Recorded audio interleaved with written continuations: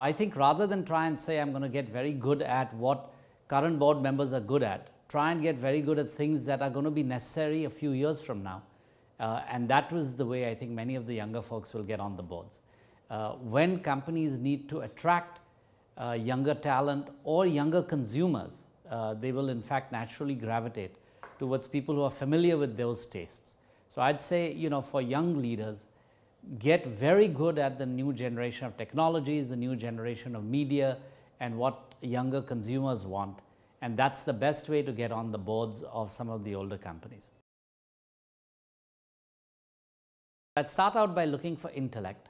I think a certain level of intellect is just necessary to be a leader. That doesn't mean that one has to be a genius, but I think some basic level of intellect is very important in the kinds of leaders that we are looking for and companies are looking for. Second, which we often forget and is a tough one to judge, is character.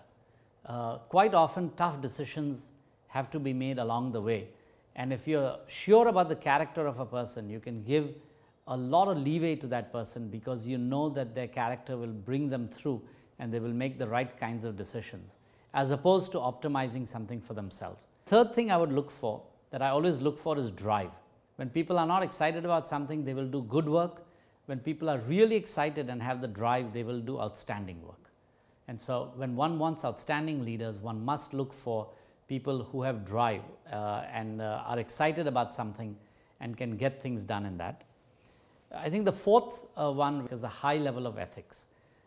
In business and in leaders, leaders are always faced with temptations and opportunities to do the wrong things. And if one doesn't have the right set of ethics from day one, then one is likely to wind up in trouble and also bring the company in trouble. The fifth skill that I would look for is their ability to work with people and through people as opposed to being an individual. We always say that you can't be a leader unless you have followers, and you really can't have followers unless you know how to deal with people and how to lead people. So we look for, I look for skills in an individual on how they can motivate others, how they can work with others, and how they can be both tough with others but also get the maximum out of them in a very inspirational way.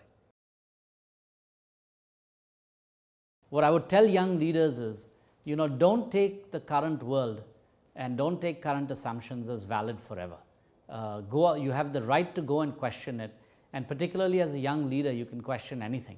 And you should, because that's the way that we come up with breakthrough ideas as opposed to incremental ideas. I guess my young aha moment when I was a young consultant was when we had a very senior team and we were presenting to the client. And the client asked a set of 2 or 3 questions which the senior guys were sort of mumbling around on, and I knew the answer because I had gone and interviewed 150 different stores about that question. And to be able to stand in front of the CEO as a young consultant and be able to in fact answer questions that nobody else could on the team, because I had actually been on the ground, and despite not having the experience that all of the other seniors had, being able to in fact really answer it at a level of depth that the CEO was looking for was, I would guess, my aha moment. This is a very interesting program. I met lots of outstanding young men and women as I went through it last year and reviewed some of the people and interviewed some of the people. And as I interviewed many of them, I learned a little bit from each one of them. So I think there's an enormous amount of talent out there. Then I would encourage people to participate and apply for it. It's highly motivational to get picked for one of these things. Your profile will increase dramatically, and in fact it puts you a little bit in the spotlight and forces you to think about what you're good at. So I would encourage you to participate and think hard about what are the things that you have done that would make you a successful young leader. Given the growth in the economy in India, we are going to need a very large number of leaders to in fact take advantage of the economic growth and to create the kinds of companies and enterprises that will be successful not just in India but around the world. As I look at companies in India, one of their biggest issues is lack of leadership. If they had sufficient leadership, they could do a lot more than they are doing today. and they can't because they just don't have that leadership talent to take advantage of all of the opportunities. So having more leaders, grooming more leaders, and creating more young leaders is actually fundamental to the growth of the economy.